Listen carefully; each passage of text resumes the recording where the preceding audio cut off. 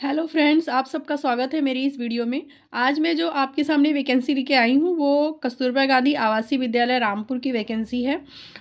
कई दिनों बाद देखिए ये वैकेंसी आई है। इसका मतलब जो पिछले लगातार वैकेंसी आ रही थी, अब वहाँ पे चयन प्रक्रिया हो रही है। कई जगह चयन प्रक्रिया शुरू हो गई है और जो नए विद्यालय बने हैं 9 to 12 वो अब पूरी तरह से तैयार हैं। मतलब वो उनका संचालन इसी सत्र से शुरू हो जाएगा, अप्रैल से। क्योंकि जो विद्यालय हैं जो हमारे यहाँ इस समय 9 to 12 वाला जो विद्यालय संचालित होगा उसमें पूरे कई सारे सामान आ चुके हैं। जैसे कूलर आ चुका है, फ्रिज आ चुका है, किचन का सारा सामान है, पर्दे हैं, बर्तन वर्तन सारे बहुत सारी चीज़ें आ चुकी हैं और मतलब पूरी तरह से वो तैयार है खुलने के लिए। उसका भी मैं आपको वीडियो बना दूंगी अभी कभी किसी समय। तो लेकिन ये मार्च के बाद ही बना पाऊंगी। मार्च में थोड़ा सा बिजी हूँ मैं, तो उसके बाद ही ये बना पाऊंगी। तो इसलिए ना ये अब आप ये लोग सोचिए कि ये नए सत्र से अप्रैल से संचालित हो जाएंगे विद्यालय, जो भी जहाँ भी होना है। जहाँ तक मेरा अनुमान है यही होगा। लेकिन और कई सारे लोग जो ये क्वेश्चन पूछते रहते हैं ना कि मतलब इसका भविष्य क्या है, कस्तूरबा विद्यालय का क्या भविष्य है, क्या एक साल जैसे लिखा है उसके बाद निकाल दिया जाएगा या क्या है। तो ये बहुत साफ शब्दों में बता दूं कि इसका बहुत अच्छा भविष्य तो नहीं है। क्योंकि अगर इसमें देखिए एक बार जो सैलरी हो जाती है वो जल्दी बढ़ती नहीं है, कई सालों तक उसी वही सैलरी रहती है। सैलरी इसमें बढ़ने का है नहीं। और 24 घंटे की नौकरी होती थी अभी तक, तो जो 8 तक है वो 24 घंटे की नौकरी है। तो 24 घंटे की नौकरी आप सोच लीजिए कितना है ना, महिलाओं के लिए कितना कष्टकारी होता है अपना घर परिवार छोड़ के 24 घंटे विद्यालय में निवास करना। तो और जैसे जब सैलरी नहीं बढ़ती और संविदा संविदा का क्या मतलब है, जैसे संविदा पे नियुक्ति का क्या मतलब है, संविदा आखिर सरकार क्यों कर रख रही है। तो उनको अगर आपके अधिकारों को देना ही होता पूरी तरह से तो संविदा क्यों करती। जैसे मेरा जो अनुभव है 10 साल से मैं हूँ यहाँ पे, तो मुझे ये लग रहा है ना कि संविदा के नाम पर ये शोषण बहुत ज़्यादा हो रहा है यहाँ पे। जो मतलब यहाँ शिक्षिकाएं हैं या अदर स्टाफ जो है सबका शोषण हो रहा है बहुत। क्योंकि शोषण मतलब और किसी तरह से शोषण नहीं है, बस ये है कि सैलरी नहीं बढ़ रही है। हाँ, सैलरी इनकी बहुत कम है जो 10 साल पहले थी, और उतनी ही लगभग सैलरी इस समय भी है। दो एक हज़ार जो बहुत मिनिमम वृद्धि हुई है वो हुई है। तो आप सोच लीजिए उसी सैलरी पे, और एक सरकार से कॉन्ट्रैक्ट होने की वजह से लोगों को उम्मीद भी रहती है कि सरकार ऐसे नहीं करेगी। शोषण करना तो जैसे कैपिटलिस्ट का काम है। जैसे हम इकोनॉमिक्स में पढ़ते हैं ना, कैपिटलिस्ट होता है और सोशलिस्ट, दो तरह से देश चलाया जाता है। तो जो सोशलिस्ट होता है वो सरकार चलाता है, जो कैपिटलिस्ट होता है पूंजीपति चलाते हैं। तो जब सरकार ही पूंजीपतियों की तरह रिएक्ट कर रही है तो फिर क्या किया जाए। तो मतलब ये समझने में ही और ये वो करने में ही दिक्कत हो जाती है, कई साल तो निकल जाते हैं। तो आप लोगों को मैं पूरे अच्छी तरह से बता दूं कि सैलरी के मामले में तो ये जो है वो आप ये मत सोचिए कि बहुत जल्दी सैलरी बढ़ जाएगी। इसी इतनी सैलरी में अगर आप संतुष्ट हैं जो दी गई है तो आप इसमें जॉब करिए, वरना आप ना करिए। और अगर आप इसमें जॉब कर रहे हैं तो ये सोचते हुए करिए कि आगे हमको तैयारी करते रहना है और जैसे ही मौका मिलेगा तैसे हम किसी दूसरी जगह चले जाएंगे। ये सोच के आप जॉब करिए, सोच के फॉर्म भरिए तो भरिए, वरना आप इस तरह से फॉर्म मत भरिए कि मुझे इसी में जॉब करना है, इसी में रहना है। तो यहाँ सिर्फ कुंठा ही ज़्यादा रह जाती। क्योंकि देखिए जैसे पानी होता है ना, एक जगह रुका होता है तो वो उसमें से बदबू आने लग जाती है। तो वही हाल होता है, क्योंकि सैलरी बढ़ती नहीं है, काम का बोझ बढ़ता जाता है, नियम कानून बढ़ते जाते हैं। तो जो यहाँ के लोग हैं थोड़ा सा कुंठित महसूस करते हैं। तो इसलिए आप अगर लगातार तैयारी में हैं आगे की लगे रहेंगे तो आप कर सकते हैं। बाकी तो संविदा की नौकरी है उसको आप बहुत अच्छे से जान लोगी कि कैसा है। बाकी निकालते नहीं है यहाँ पे किसी को, इसके बारे में आप निश्चिंत रहिए। निकालते बहुत ज़्यादा शिकायत अगर हो जाएगी, कुछ वैसी परिस्थिति हो जाएगी, अलग कुछ हो जाएगी तो फिर बात अलग है। लेकिन नॉर्मल परिस्थिति में निकालते नहीं है, रिन्यूअल होते रहता है हर साल। हाँ, यहाँ पे रिन्यूअल होता रहता है। सुरक्षा की दृष्टि से बहुत अच्छा है, सुरक्षित यहाँ महिलाएं जो काम करती हैं सुरक्षित है, किसी तरह का कोई प्रॉब्लम नहीं है। और मतलब सिक्योरिटी है, सुरक्षा की है, सैलरी भी मिल जाती है, थोड़ा देर सवेर होता है पर सैलरी मिल जाती है, ये सारी चीज़ें हैं।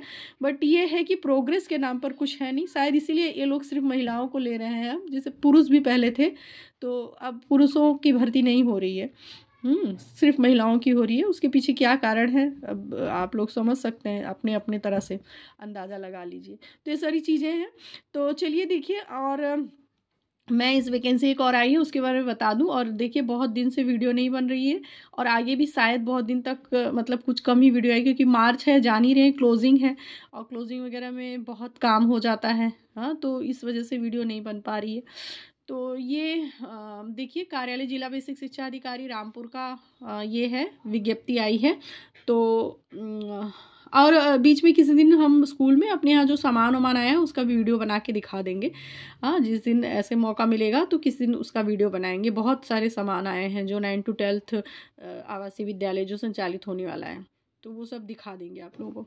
ठीक है, तो ये देखिए कार्यालय जिला बेसिक शिक्षा अधिकारी रामपुर, इसकी विज्ञप्ति आई है।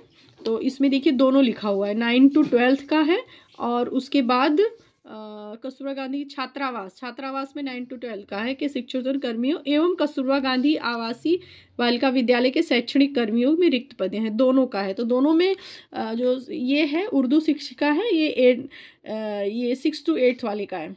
उर्दू शिक्षिका, देखिए ये उर्दू शिक्षिका का थोड़ा सा मानदेय ज़्यादा है, एक ही पद है और मानदेय ज़्यादा है और वो पिछड़ी जाति का है।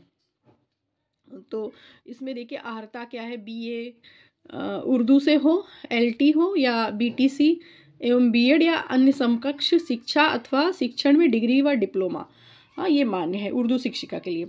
उसके बाद ये जो है छात्रावास के लिए, ये जो कस्तूरबा गांधी आवासीय बालिका छात्रावास 9 to 12, जैसे छात्रावास यहाँ चलेगा तो छात्रावास के लिए जो है वो केयर टेकर है, 2 केयर टेकर चाहिए, 24,200 है इनकी, मतलब मास्टर्स डिग्री हो और B.Ed हो, सिंपल मास्टर्स डिग्री और B.Ed, हाँ ये मांगा गया है। इनका 24 घंटे का निवास होता है।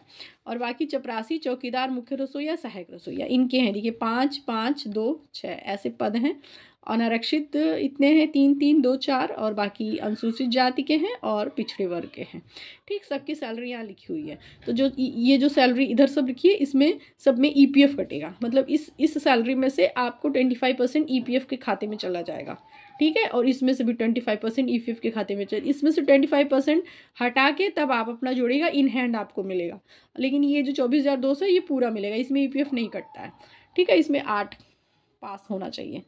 और ये जो आपका फॉर्म है, आवेदन पत्र है, वो कितने बजे तक, 5 बजे तक, कौन से 22 मार्च तक 5 बजे तक पहुंच जाना चाहिए। ठीक है, तो ये आप डेट ध्यान में रखिए, उसके पहले आप लोग भर दीजिए। तो इसमें ज़्यादा नहीं है, शिक्षण में सिर्फ उर्दू का है और बाकी तो ये चपरासी, चौकीदार और मुख्य रसोईया, सहायक रसोइयों का है।